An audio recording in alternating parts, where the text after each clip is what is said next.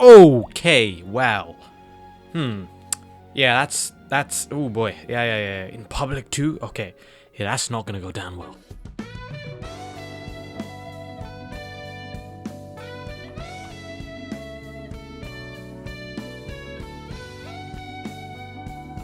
Oh great, another year 1, early career, week 2, Batman story in the first 15 days where he's met nobody. Whoop-de-doo, haven't seen this song and dance 400 times before. Wait, no, hang on.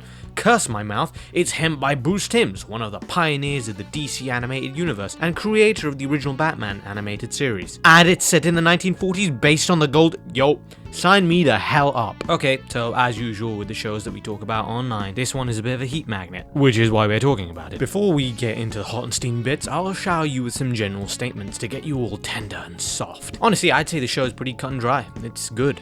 Yeah, Bruce Timm brings his usual faithful and reliable approach to the show, with the episodes being structured in a villain of the week type of build-up, culminating in the finale. The animation is super retro and is of course very similar to the original animated series, which is what they were going for, and it works spectacularly. Especially with the time period the show seems to be set in, the aesthetic and the vibe of the general show are very, very nice to look at. The 10 episodes are each uniquely focused on different villains, and most episodes work well in having you connect to the villains or at the very least understand their motivations. The weakest link here is definitely Firefly. Well, sorry, no, Firebug.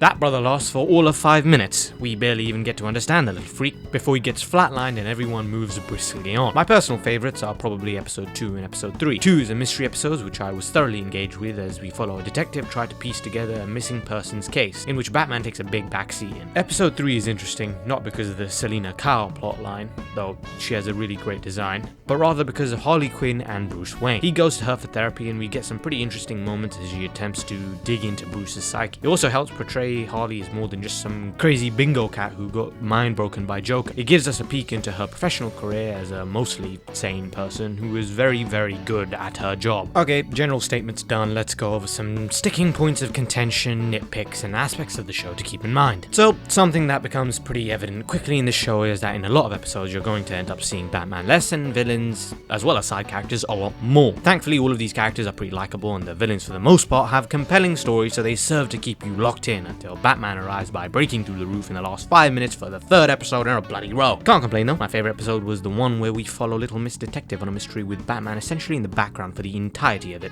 A lot of these stories aren't foundation-shaking and tear-jerking episodes that some might have you believe, nor does it give some great revelation on the Batman mythos, but it does make a neat addition to the Batman media collection, sort of fits it nicely on the bookshelf. A minor nitpick I have with the show is the lack of Gordon-Batman interactions. I mean, they barely talk to each other at all in the show. They got like a couple lines directed towards each other maximum. I think it might be a different spin on things by having him lean more on Barbara, but I don't know, I just think it was odd to have all of the main cast interact with Batman individually in one episode or another, except for Gordon. It's like he alone wasn't invited to the Bat/Wayne social club while everyone else was. So, next point, here's a radical new spin on the character of Harley Quinn by the guy that co-created her. Overall, I like this new incarnation. She gets to have a new spin on her character, which doesn't have her be completely batshit insane, pun intended. I did see people say it lets her take a step back from being in the Joker's shadow, like that's not been happening for at least the last 6 years continuously. I barely ever see Harley as just one of Joker's goons anymore, so I don't know about that defense. Still, it was cool to see how the coin was flipped between normal Harley, who was much more akin to the version of the character who we know, compared to the Jester Harley, who contrary to her outfit was an absolute dead-faced, stone-cold sounding menace that actually used her background as a psychiatrist. Now for the real problem people had with her character, and indeed we could probably make a separate point out of this. So, in the comics, Harleen Quinzel was bisexual. This has been consistent. She's been dating Poison Ivy for God knows how long. In this show, she goes on a date with another lady who swings that way, a detective, and while on that date, they make out in a public diner, in what we can only assume to be 20th century America. So before we continue, I'd like to strike a distinction between the two issues you could have here. One, you for some reason are overly engaged with others' business and like to complain about two grown women trying to eat each other's faces in a duel between tongues. Looking at some of you fools on twitter.com, they simply don't understand that these two women are overthrowing the patriarchy one smooch at a time. The second issue you could have is that you are more concerned with how this ties into the time period the show is written in and the historical rewriting being done to push forward a preferred version of events. Real quick, thank God Harley gets together with a normal woman, cause here's my hot take for this video. Strap in. I think that Harley Quinn dating Poison Ivy is quite possibly one of the most catastrophic things that could have happened to both characters. I'll make it brief so we can return to the Cape Crusader in a mo.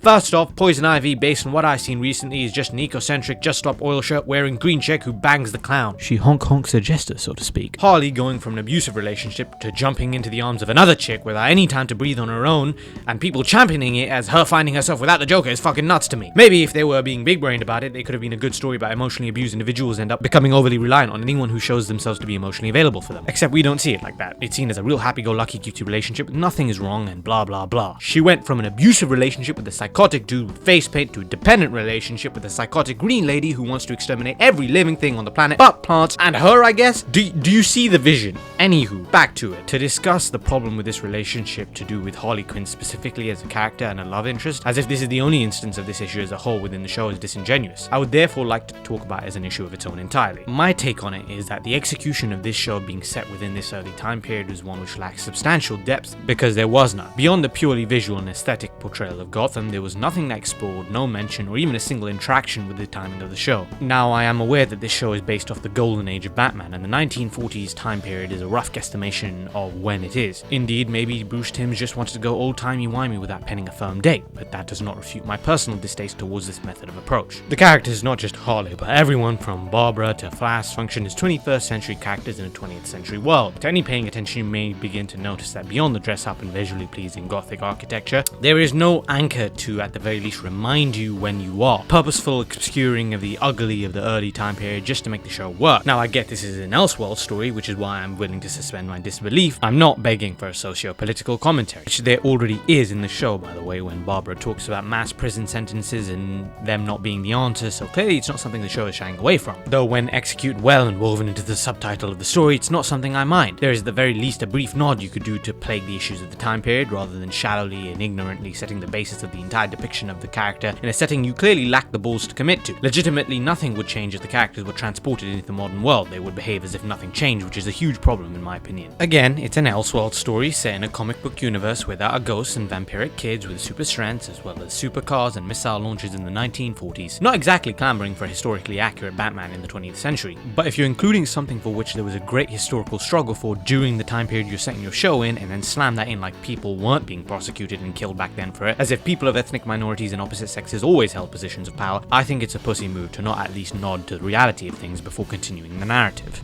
At the end of the day, it's a guy in a batsuit punching criminals at night and jesters who have clearly read too much Ahega Mindbreak Schmentide duking it out. But at some conceptual level, they are all grounded in reality, otherwise we have nothing to relate to.